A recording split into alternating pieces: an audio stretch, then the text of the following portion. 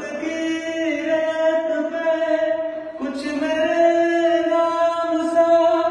कराची के नौजवान पेंटर की सुरीली आवाज ने सबको अपना गर्विदा बना लिया।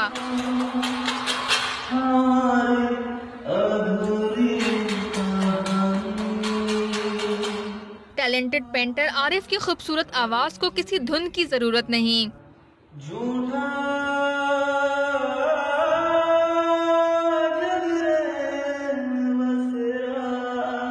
वीडियो में आरिफ एक घर में पेंट करते करते मशहूर बॉलीवुड गानों की गुलकारी भी कर रहा है।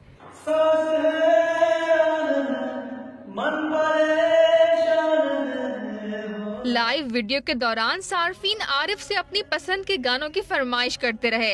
आरिफ ने आतिफ असलम और अरिजीत सिंह जैसे बेहतरीन गुलकारों के गाने बिना किसी म्यूजिक के बेहतरीन अंदाज में गाए।